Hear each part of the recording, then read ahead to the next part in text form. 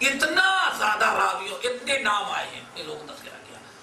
اور جن محدثین علماء کا تذکرہ ہے اس میں اپنے باپ کا بھی تذکرہ کیا ہے. باپ کا نام اسماعیل. اچھا پھر وہ پورے راوی جو ہیں کہاں پیدا ہوا، کب پیدا ہوا، کب بڑا ہوا، کس سے اس نے علم حاصل کیا، اور کہاں کہاں یہ سفر کیا، اور کتنی حدیثیں اس نے یاد کی، اور لوگ اس وقت جو موجود تھا اس وقت کے علماء کا کیا خیال اس کے بارے میں پوری تفصیل.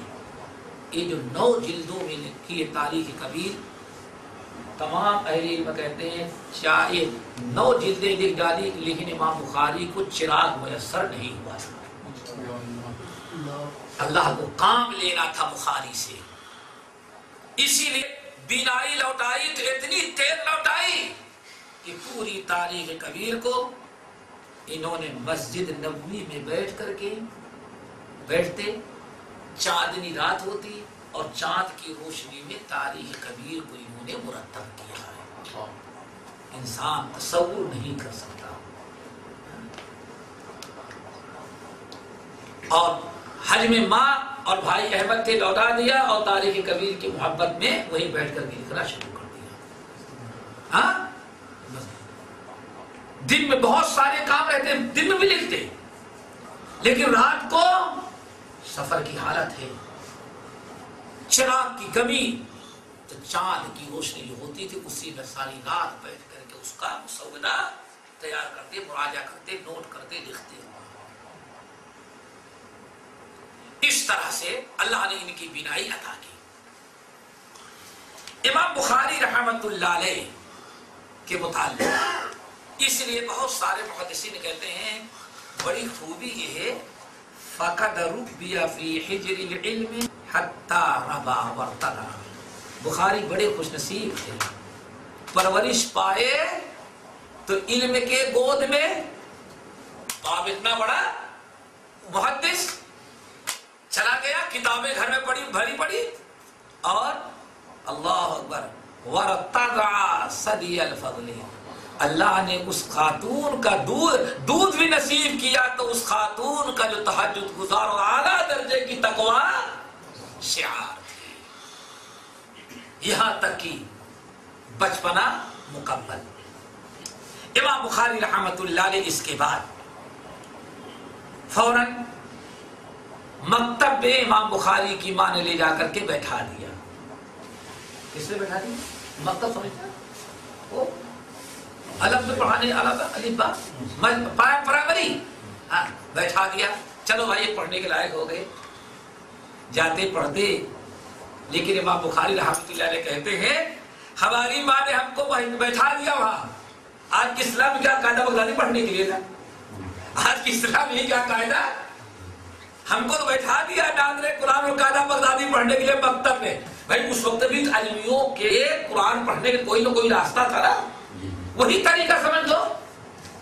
مکتب میں بیٹھا دیا، لیکن کہتے ہیں اللہ اکبر، ماں نے تو بیٹھا دیا. امام بخاری رحمۃ اللہ علیہ کے بڑے ایک شاگرد ہیں محمد بن ابی حاتم وراق. یہ امام بخاری رحمۃ اللہ علیہ کے ساتھ سفر ادب میں رہتے تھے، ہر بات امام بخاری کی نوٹ کرتے جاتے تھے، نقل کرتے جاتے تھے.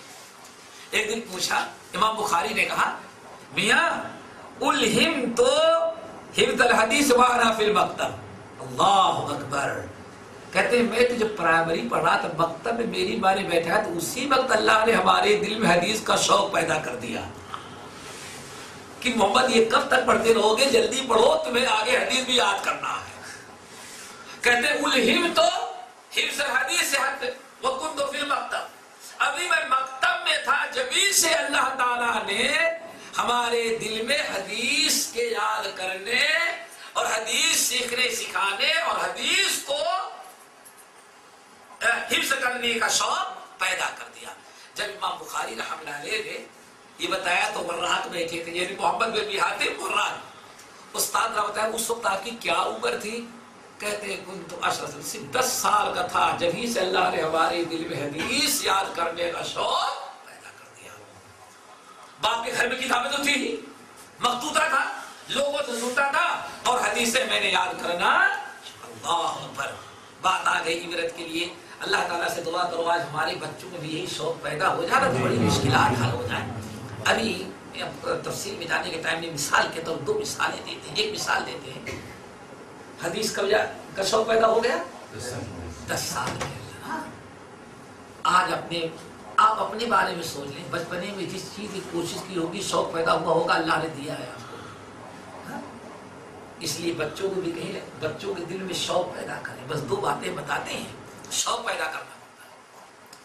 نمبر 1، امام ابو داؤد رحمۃ اللہ علیہ صاحب سنن، ان کے بیٹے عبداللہ یہ چھوٹے سے تھے، عبداللہ چھوٹے تھے تو امام ابو داؤد رحمۃ اللہ علیہ جب کسی عالم کے پاس، بڑے عالم کے پاس حدیث پڑھنے کے لیے جانے لگے ان کو بھی گھسیٹ کر کے لے کے جاتے تھے، کہیں کی گود میں اٹھانا پڑتا تھا. اب بیٹا چلتے چلتے تھک جاتا تو کہاں بیٹھا ہے؟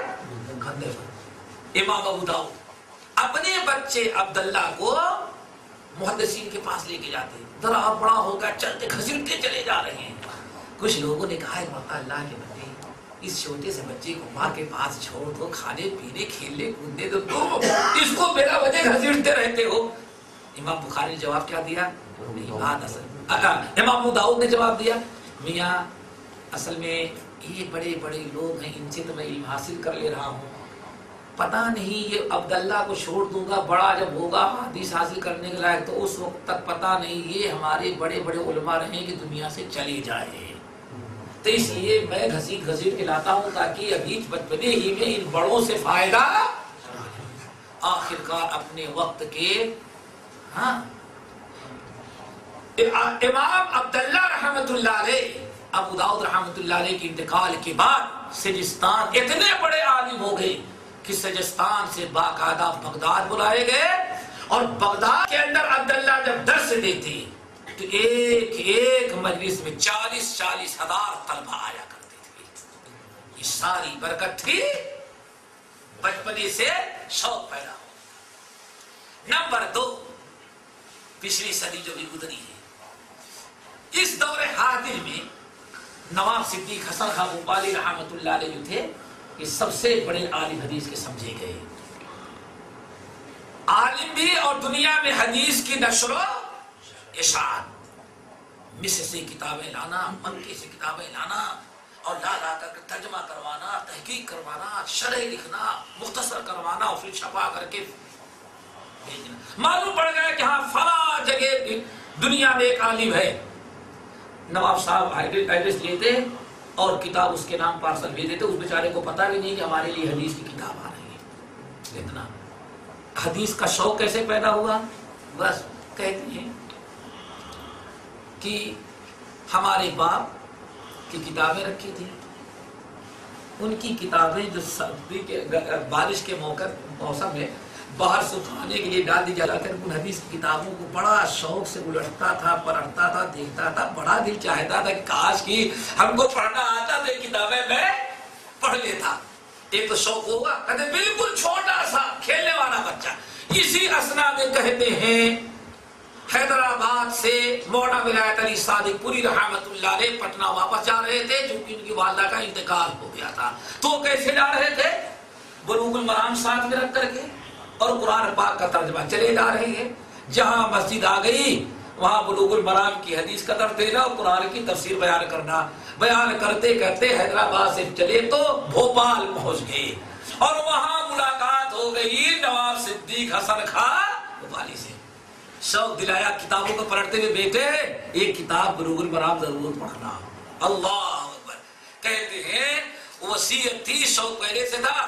الحمدللہ کہتے ہیں میں نے بلوغ المرام پڑھا، یاد کیا اور دنیا میں سب سے بڑی شرح اللہ نے بلوغ المرام کی ہم سے لکھوائی. تو شوق ہونا چاہیے. میرا امام بخاری کی بات چل رہی تھی، کیا کہا؟ 10 سال کا تھا جبھی سے اللہ نے ہمارے دل میں حدیث یاد کرنے کا شوق اور جذبہ پیدا کر دیا. چلیں حدیث یاد کی. اس وقت بخارا میں ایک بہت بڑے عالم تھے جن کو کہا جاتا علامہ امام داخلی رحمت اللہ علیہ. شہر بخارا میں سب سے بڑا حلقہ درس انہی کا تھا. پوری دنیا سے لوگ حدیث حاصل کرنے کے لیے ان کے پاس آیا کرتے تھے۔